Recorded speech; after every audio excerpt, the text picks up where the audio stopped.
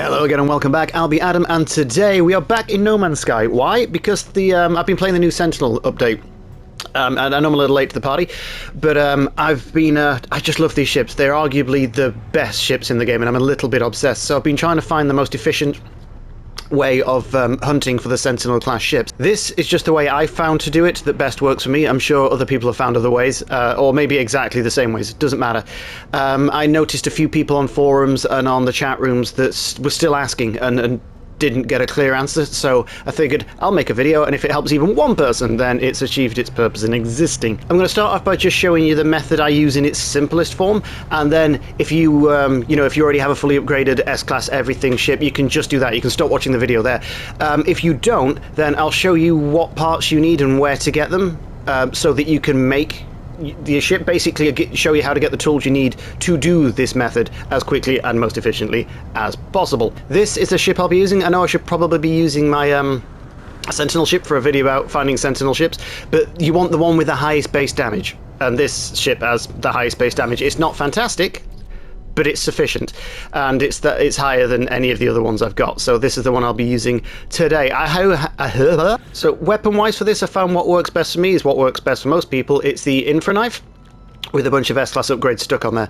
You don't really need anything else. I've got the positron ejector, but I thought it'd be good. It's not. I mean, some people like it, but for me it's not as efficient as the infra knife. Preferably you want a ship that's got the supercharged slots. These guys, if you don't know what they are, the highlighted blue ones, you want them all clumped together, but it's not essential. Again, it's not essential for this method at all. It will speed the process up. You want to get as many of these on those slots as you possibly can, because you want this weapon to be doing the most possible damage. The next thing you're going to want to do is fly towards a space station and piss it off, basically. So get as close as you can so that the hits will register. Shoot it a few times. First you'll get a 1-star rating, and then it'll go up to 4. Then leg it. You want to get as far away as you possibly can, because if you fight the Sentinels next to the space station, they'll just keep respawning, like, forever. So if you go a little further away, they stop. You just make sure you're far enough away, and yeah, that'll do it. And now you just wait for them to catch up and start gunning the buggers down. Sometimes it'll spawn 6 or 7, and then there'll be a little countdown, and another 3 tougher ones will appear, and you get to fight them. Sometimes it seems to spawn all 10 at once, and you just fight them all in one go, and then you get a 5-star rating. And you want the 5-star rating because what you want is for the enemy capital ship to spawn, the Sentinel capital ship to spawn. See, it didn't happen that time, so now 3 more harder Sentinel fighters are going to appear. We're going to murderize them, and then we'll get our 5-star rating. When you've killed all of them, now you start getting your countdown. Boop, pop.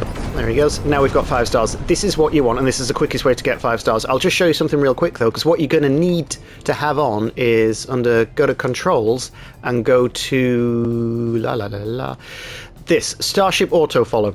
So it's default set to L2. Which is usually reverse, and that'll lock onto the nearest target, and then you just hold fire and shoot them. It's best to play with it off, if I'm honest. This auto thing sort of takes any fun out of the combat, but if you have it on toggle, you can make it so that if you tap square, well, you can see on the right there, if you tap square, it will lock onto a target, and you won't lock off that target until you either select another target or that target's destroyed. That's the one you want, because you want to be able to choose when to pick your targets whilst reversing. You can't reverse whilst locking on if you have it on hold mode. So the reason for this is when the Sentinel ship arrives, the Sentinel capital ship arrives, you're going to want to be able to get behind it and just become a turret. Just keep firing and reversing and firing and reversing, and you want to stay right behind it, and I'll show you why. Here it is. So you just want to boost as quick as you can, get under it so it can't hit you, or it hit you a little bit, do a little flip, hit reverse, and stay right behind it. If you're to the left or to the right at all, it can hit you, but if you're right behind it, you minimize it. It can't hit you, it can't do you any damage. You minimize how much the Sentinel fighters can hit you. Also ignore the Sentinel fighters. If you start fighting them, they just keep respawning. This is why you need the toggle option on, so don't hit square, don't lock onto anything. Just aim at its ass and fire. And try and stay as central as you possibly can, and if all goes well, skadoosh, he's gone. Boom. Good day, sir. Melted. Also, a slightly easier way of doing this, if your ship isn't quite as high a level, you know, it's not all S-class and maxed out, it can be difficult not to get overwhelmed when you start the fight with the Sentinels at the space station, because there's so many of them, it can end you very quickly. So a slightly easier way of doing it is find one of these frigates and freighters, shoot the pod off of it. Don't shoot the smaller ones because they explode. Just shoot one pod off of it, because if you do that, it doesn't cause your standing in that with that species in that system to go down. If you blow up one of the smaller ones, it does. So just shoot a pod off it. You immediately get a 1-star rating. Fly away from them so they can't hit you anymore. And then do exactly the same thing as before, except this time it takes a little bit longer, but you don't have to fight as many of them, and you get a space in between. I think you fight the first 2 waves are just 1, the third wave is 2, and the last wave is 3. So again, it's way more manageable, like bite-sized, until you get to fight that final capital ship, and you know how to fight, or the easiest way of fighting that capital ship whilst taking the least amount of damage. Don't forget to keep fixing your shields as well when they start getting low. If you sort of spam that, you can survive just about anything as long as you've got enough resources to do so. If you stay within range of these as well, another way of farming is the second you've destroyed them, all the enemy ships and the freight, you can go back and do it again, and you can just keep doing it. Just blow up a pod, fly away slightly, shoot down the ships. Same as the space station, you can just fly slightly away from it like I did, kill everything, get the item that we're after, the echolocation device, then fly back to the space station, shoot it again, starts all over again. There is no limit to it. Like, they don't ever run out of Sentinels to throw at you. You just need to keep pissing them off. And there he is again. So same as before, get behind him, hit reverse, do a little flip, shoot him in the buttocks, and yeah, that obviously took a little bit longer, but still not that long. And if you're using the method of fighting the Sentinels by winding up the space station, you can get into a real rhythm with it. You can get an echolocator like every few minutes. It's not difficult. So that's basically that, and if that's all you needed to know, you can stop the video here. But what we're going to do now is use those locators, and I'll just show you the method I use to actually hunt for the ships. So we'll yeah, use one of them real quick, and it'll be either it'll find something in the system you're in, or it'll mark a warp path. If it marks a warp path, go to your galaxy map. It's immediately marked. We're going to Tukiotos and warp to there. And when we get there, there'll be a marker on one of the planets. All we need to do now is fly to the distant energy field.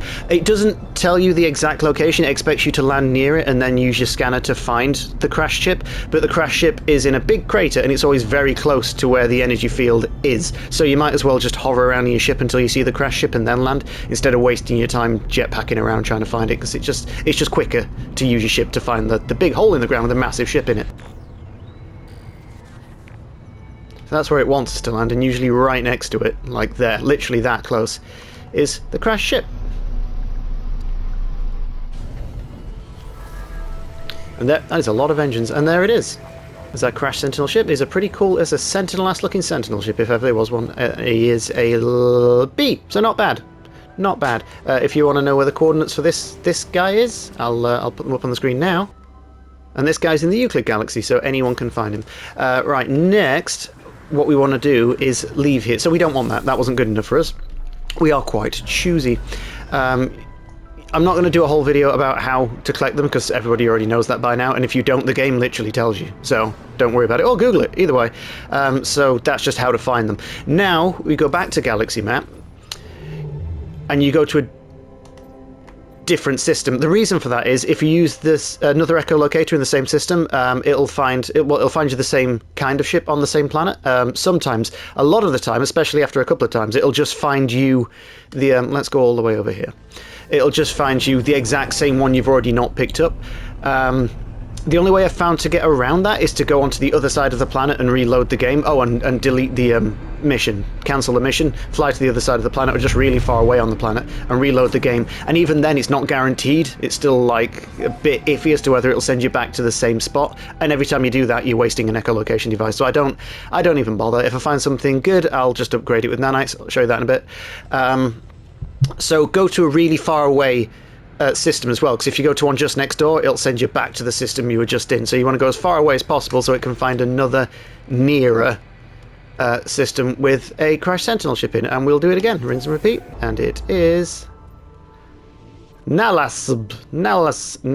Yep, there, it's there. What I also like to do as well when I'm hunting for weapons is between using the echolocators in the systems that I jump to in between to look for another system. I'll have a look at all the planets there, and if one of them happens to be a corrupted Sentinels, you'll know, because when you click on it, it'll tell you at the bottom. Just give it a little scan, boom, corrupted Sentinels like this one. I mean, we knew this one was because we already know there's an energy spike there, but if you go to those planets and start a fight with the Sentinels on the ground, they'll drop devices that will search corrupted Sentinel planets for a little base, basically, that has a weapon at it, and that will also give you a location for a crashed Sentinel ship. It makes everything take way longer, but if you're after a weapon, that's fine. The weapons as well, I think everyone knows, but just in case you don't, they don't have any variations. There's a rifle and a pistol, and they always look exactly the same. So unlike everything else in the game, ships and other multi-tools included, the multi-tools in this update, the Sentinel multi-tools, are all identical. So if you get one at like A or B grade, upgrade it to S, you're not going to find you might find one with better stats, but you're not going to find a better looking one. So in my opinion, just grab one and use that. It doesn't really matter after that point. So I've stopped looking for weapons, basically. And here we are again, land on the planet, check out your new ship. This one looking very similar to the other one, but orange. Oh no, wait, that's backwards. That's the front. Okay. Okay, I've not seen one with all its parts facing that way before. That's kind of neat. Not my favourite. I really like the Switchblade ones. I'll probably show you at the end of the video the ones I've found, but they're all the ones with the foldy wings, call them Switchblades. Very cool. And that's C-Class, so it's a piece of crap. I don't like how it looks, but this is how we do, so that's how quick it can be. And then you just rinse and repeat. Go to a space station, start a big fight, collect a bunch of the echolocators, hop to a system, use one, check it, hop to a system far away, use one, hop to that system, check it, hop to a system far away. You get it. So that's the basic pattern. While I'm doing this next bit, I'm going to change to my S-Class Sentinel ship because it's my favourite Sentinel ship so far.